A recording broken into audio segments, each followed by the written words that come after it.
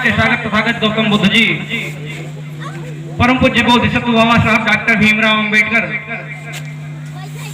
पेरियार ललई यादव, बाबू जगदेव प्रसाद कुशवाहा जी, माता सावित्रीबाई फूले एवं बहुजन समाज में जन्मे तमाम संत महापुरुषों के चरणों में श्रद्धा सुमन अर्पित करते हुए मंच पर उपस्थित आदरणीय हमारे गार्जियन आदरणीय बाबू धर्मचंद्र राम साहब, जयप्रकाश साहब, आदरणीय रमाशंकर साहब का आभार व्यक्त करते हुए मंच पे उपस्थित भीम आर्मी भारत एकता मिशन के पूर्व जिलाध्यक्ष बड़े भाई ज्ञानचंद भारती जी, भीम आर्मी भारत एकता मिशन के वाराणसी के मंडल अध्यक्ष बड़े भाई गोरखनाथ बौद्ध जी एवं सदर विधानसभा की टीम का सादर अभिनंदन करते हुए मैं अपनी बात को प्रारंभ करने से पहले बाबा साहब को 4 लाइनें समर्पित करते हुए अपनी बात को प्रारंभ करता हूं। सबके हक में सब होता है, अपने हक में क्या होता? सबके हक में सब होता है, अपने हक में क्या होता? सबके हक में रब होता है, अपने हक में क्या होता? सोच सोच के दिल घबराए दशा दिशा कैसी होती, ना होते घर बाबा साहब अपने हक में क्या होता? मैं इस ग्राम सभा में दूसरी बात सभा मंच पर आया हूँ। बहुत अच्छा लगता है इस ग्राम सभा में जब मैं आता हूँ, मैं देखता हूँ यहाँ की माँ बहनें बड़ी जागृत हैं। अपनी अपनी दीवारों पे पिछली बार मैंने देखा था कोई ऐसी दीवार नहीं बची थी जिसमें बाबा साहब का या गौतम बुद्ध जी का नाम न छपा हो। लेकिन हमारे गार्जियंस की भी कमियां हैं, हम वो जागृति पैदा नहीं कर पाते अपनी माँ बहनों के अंदर, जो परंपरा के नाम पर पुरानी पीढ़ियों को ढोते चले आ रहे हैं, पुरानी रूढ़िवादी तरीकों को ढोते चले आ रहे हैं। मेरा अपना मानना है, हमारे जो भी भाई बाहर निकल करके रूढ़िवादी से बाहर निकलने का काम कर रहे हैं वो तो बड़ा अच्छा है, लेकिन छोटे बच्चे को शिक्षा देने की बारी सबसे पहले कोई और नहीं देता, वो माताएं देती हैं।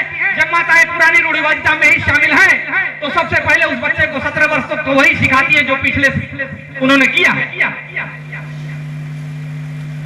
साथियों, मेरा बड़ा सौभाग्य है, मैं 1947 के बाद पैदा हूं। मैंने गुलामी नहीं देखी है, लेकिन मेरे बीच में बैठे दादा, मेरे बीच में बैठे आदरणीय धर्मचंद्र राम साहब, आप बता सकते हैं कि उस दौर में 1947 के पहले हमारे लोगों के साथ किस तरह की यातनाएं हुआ करती थी। हमारे लोग हाथ तोड़ मेहनत किया करते थे, बावजूद इसके खाने तक का नहीं मिलता था, और खाने को अगर मिलता भी था तो वो चीज जिसको गमरौला बोलते थे, मतलब बैल को चलाने के बाद बैल के गोबर के अंदर जो सड़ा हुआ अनाज मिलता था, उस अनाज को छान करके खाने को मिलता था, आपके हाथ और मेहनत के बावजूद भी। जब देश मेरा गुलाम था, हम दोहरी गुलामी की मार कब झेल रहे थे। एक तो हम अंग्रेजों के गुलाम थे, लेकिन दूसरे हम अपने देश के वनवादियों के भी गुलाम थे। गुलामी का मतलब क्या होता है मैं आपको बताना चाहता हूं। गुलामी का वास्तविक मतलब क्या होता है, अच्छा मैं चाहूंगा, मैं हमारे सामने कुछ बहन दिख रही है, मैं निवेदन करूंगा कि आप लोग यहाँ आ जाएं, बड़ा अच्छा रहेगा। आपसे हम भी कुछ जानना चाहते हैं, आप हमसे कुछ सवाल भी कर सकते हैं आप लोग। मैं निवेदन करूंगा आप लोग भी आगे आ जाए। गुलामी का मतलब क्या होता है? गुलामी का मतलब होता है कि मेरे मन मस्तिष्क पर या मेरे शरीर पर किसी दूसरे के हिसाब से मुझे कंट्रोल किया जाए। रिमोट कंट्रोल आप दूसरे के हाथ में हो और आपको कंट्रोल किया जाए। टीवी आपकी गुलाम होती है, टीवी को आप जैसे चलाना चाहते हैं वैसे चलाते हैं। टीवी में जो चैनल आप लगाना चाहेंगे वही चलेगा, ऐसा नहीं कि टीवी अपने मन से जो चाहेगी वो कर लेगी। गुलामी का वास्तविक मतलब होता है आपके ऊपर दूसरे का नियंत्रण होना। 1947 के पहले हमारे देश में तमाम शासक वर्ग आए, इस देश पर तमाम लोगों ने शासन किया, लेकिन ऐसा कौन सा वो समय था, ऐसा कौन सी वही परिस्थिति थी जब हमारा देश को गुलाम कहा जाने लगा।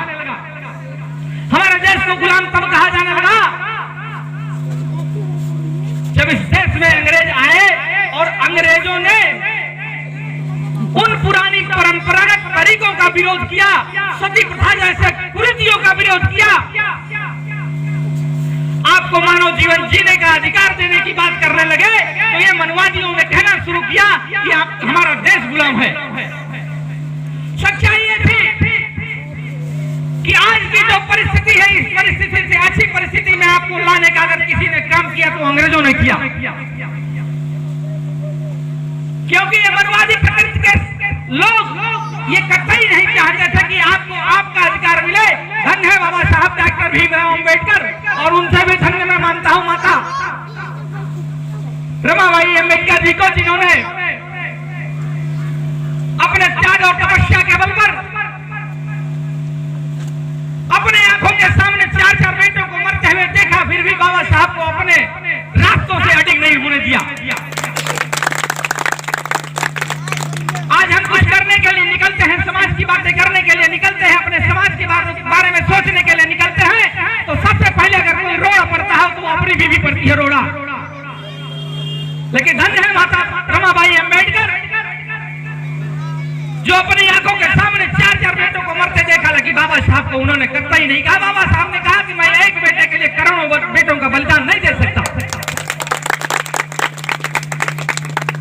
माताओं से मैं एक निवेदन करूंगा कि आप लोगों का इस समाज को आगे बढ़ाने में सबसे अहम कड़ी आप लोग हैं। जिस दिन आप लोग मन बना लेंगे कि हमें अंधविश्वास से बाहर निकलना है, आपका बेटा निश्चित तौर पे आईएएस बनेगा, निश्चित तौर पे पीसीएस बनेगा, निश्चित तौर पे डॉक्टर इंजीनियर बनेगा। अभी बाबूजी बता रहे थे, इस गांव के एक भाई जो विषम परिस्थितियों से निकल करके आज डिग्री कॉलेज में प्रोफेसर बने। पहले हम शारीरिक गुलाम हुआ करते थे, हमारे शरीर पर उन मनुस्मृति के शासकों का अधिकार हुआ करता था। हमें चारपाई पर देख करके उनके दिल में जो है दर्द हुआ करता था, और हमारे अंदर भी डर था, क्योंकि हम शारीरिक गुलाम थे, शारीरिक नहीं मानसिक और शारीरिक दोनों गुलाम थे। बाबा साहब ने संवैधानिक अधिकार दे करके आपको शारीरिक गुलामी से मुक्ति जरूर करा दी। ये बाबा साहब के संविधान ने आपको शारीरिक गुलामी से मुक्ति जरूर दिया, लेकिन आपको मानसिक गुलामी से मुक्ति सिर्फ और सिर्फ आप ही दिला सकते हैं, कोई तीसरा नहीं दिला सकता। बाबा साहब का संविधान आपको शारीरिक मुक्ति से जरूर गुलामी से दूर किया है, लेकिन मानसिक गुलामी से अगर बाहर निकलना है तो सिर्फ और सिर्फ आपको निकलना पड़ेगा, कोई तीसरा जबरदस्ती नहीं निकाल सकता। इसलिए माताओं से मैं विशेष रूप से निवेदन करना चाहूंगा कि आप लोग आंख मूंद करके जो अंधविश्वास में पड़ी हैं, उन अंधविश्वास पर जरा गौर से विचार करने का काम कीजिएगा। मैं एक छोटा सा उदाहरण आपके सामने पेश करता हूं, मानसिक गुलामी का उदाहरण पेश करता हूं कि मानसिक गुलामी होती क्या है, और मानसिक गुलामी पे आपके मन मस्तिष्क पर दूसरे का कैसे रिमोट कंट्रोल चलता है, मैं बताना चाहता हूं उदाहरण। आप इस बात को समझने की कोशिश करिएगा। मैंने कह दिया कि ये गुब्बारा नीले रंग का है, तो आपने कहा कि आपको किसी ने कह दिया कि नहीं नहीं नीला रंग नहीं है, तो लाल रंग का है, आपने मान लिया तो लाल रंग का ही है। मैं कहता हूँ आप विचार करो, आप समझो उस बात को कि क्या ये वास्तविक लाल रंग का है, जबकि वास्तविक तो नीले रंग का है। मैं उदाहरण बताना चाहता हूँ कि आपको मानसिक गुलामी कहाँ है, आपको मानसिक गुलाम किस तरह से बनाया गया है। मैं उदाहरण बता दूं आपको, बहुत छोटा सा उदाहरण, सबके घर में यह होता है। आपके घर में, मेरे घर में जब शादी पड़ती है तो हम लोग एक रस्म अदायगी करते हैं। उस रस्म अदायगी का हक जो है मामा जी लोगों को होता है। मामा जी लोग वो जो है हक अदा करते हैं, रस्म अदा करते हैं। आप बता सकते हैं कौन सी रस्म है वो? शादी ब्याह में वो रस्म मामा जी अदा करते हैं। हाँ माता जी, इमली घोटाई, सही कह रही है, इमली घोटाई। आपका मन, मैं बताना चाहता हूँ कि आप मानसिक रूप से कहाँ गुलाम है, शारीरिक रूप से आप स्वतंत्र हैं। बाबा साहब के संविधान ने आपको सारे अधिकार दिया है कि आप जो करना चाहें अपनी इच्छा से करें। लेकिन मानसिक गुलामी कहाँ है? मानसिक गुलामी आप अपने से नहीं कर रहे हैं, आपको परंपरागत तरीके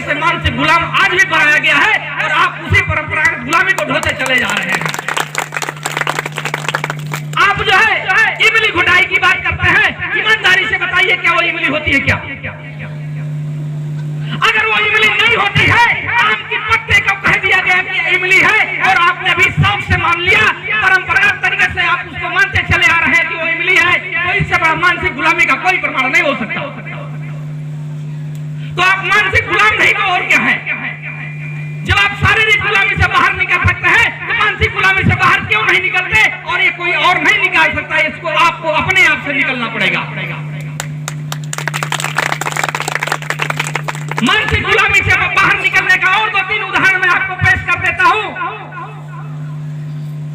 माता जी, अगर मेरी बीवी खूब जो करवा चौथ का व्रत करे, मैं रोज दारू पी करके आता हूं घर पर, मेरी उम्र उसकी करवा चौथ व्रत पूरा करेगी या मेरी उम्र कम करते चली जाएगी मेरी दारू? अगर मैं डेली दारू पीता हूं और मेरी बीवी लाख करवा चौथ का व्रत कर ले, मैं अपनी उम्र को बढ़ा नहीं सकता, अपनी उम्र लाख कम करते जा रहा हूं।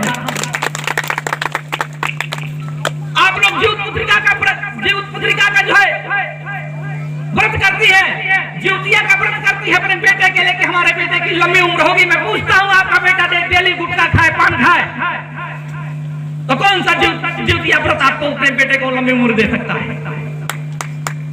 ये रूढ़िवादी तरीकों से बाहर निकलिए, अपने मन मस्तिष्क को खोलिए, मानसिक गुलामी से बाहर निकलने का काम करिए।